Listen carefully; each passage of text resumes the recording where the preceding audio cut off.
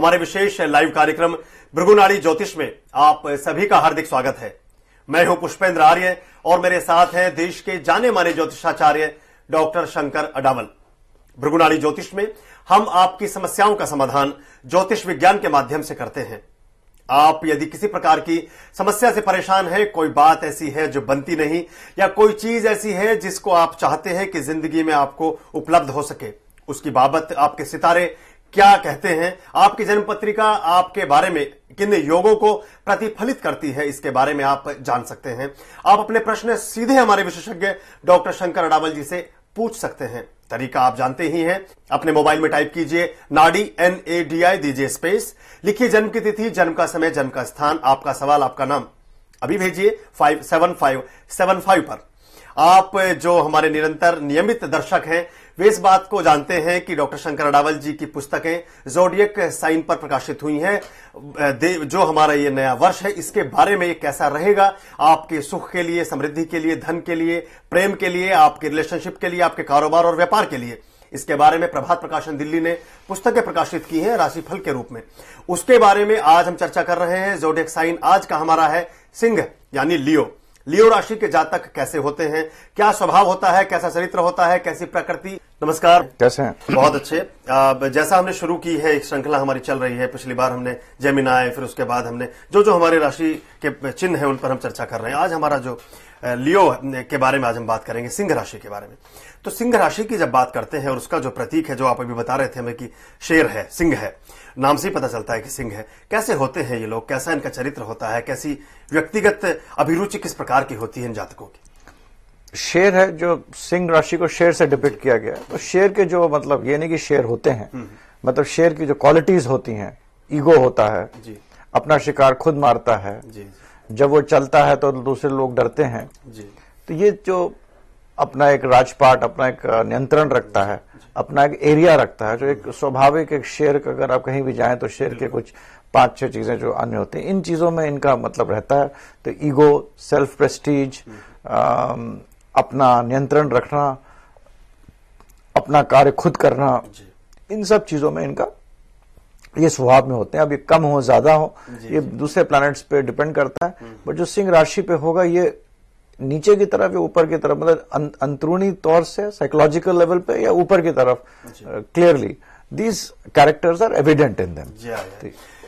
Doctor Shankar Adaval ji कहते हैं कि जो सिंह राशि के जातक हैं, जो लियो हैं, वे अपने निर्णय खुद करते हैं, अपने काम स्वयं करते हैं, अपना एक दायरा निश्चित करते हैं, और जिस प्रकार सिंह की प्रकृति होती है, जो उसकी प्रवृत्ति होती है, उस तरह के गुण इन जातकों में देखे जा सकते हैं। सिंह राशि के बारे में अभी और चर्चा करेंगे और बहुत कुछ जानेंगे डॉक्टर शंकर अडावल जी से। अभी एक मित्र हमारे साथ जुड़े हैं, सुनील, करनाल, हरियाणा से, उनको शामिल करते हैं।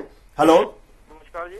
नमस्कार, स्वागत है आपका भृगुनाड़ी ज्योतिष में। सर मेरी डेट ऑफ बर्थ है 19 जून 19 फरवरी 1977 1970 77 19 फरवरी 1977।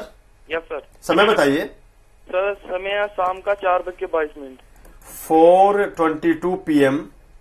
Yes sir. स्थान बताइए, कहां पर जन्म हुआ सुनील जी आपका? सर अम्बाला में। अम्बाला, हरियाणा। अम्बाला में जन्म हुआ है। सुनील जी हैं करनाल से हमारे साथ। 19 फरवरी 1977 यानी 19 Feb 1977 16:22 दोपहर के अम्बाला में जन्म हुआ है। और क्या पूछना चाहते हैं सुनील जी आप? सवाल क्या है आपका? सर मेरा सवाल यह सर, जैसे मैं अभी ना कोर्स कर रहा था एक हार्डवेयर नेटवर्किंग का जी, तो सर ये कोर्स के बीच में डिस्टर्ब हो गया था, जैसे मेरा एक्सीडेंट हो गया था।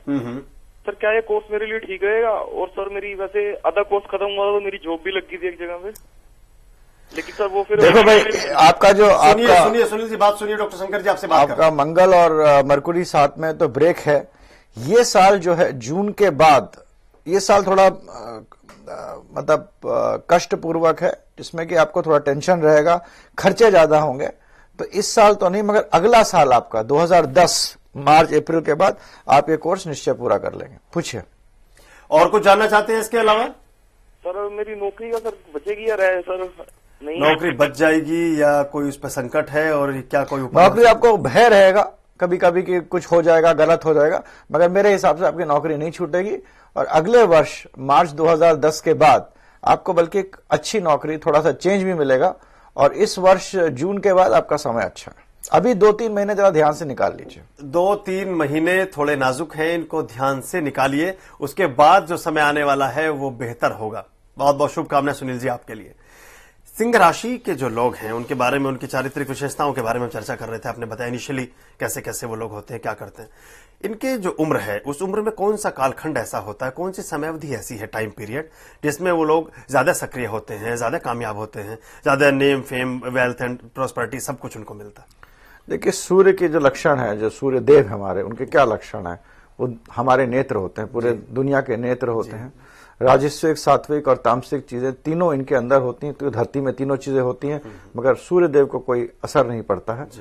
और ये हमारा मतलब जो शुरू होता है दिन का, उसके शुरुआत भी होते हैं। तो इसी तरह इनका जो युवा जो टाइम होता है, बिल्कुल युवा भी नहीं कह सकते, बट युवा के बाद जो अगला वर्ष होता है, मतलब अगला खंड होता है, और जिसे मैं कहूंगा 32 to 42, 32 से 42 साल तक, इस उम्र में इनके जो चीजें होती ज्यादा अच्छी होती हैं और सक्रिय होते हैं, पॉजिटिव तरफ बढ़ते हैं।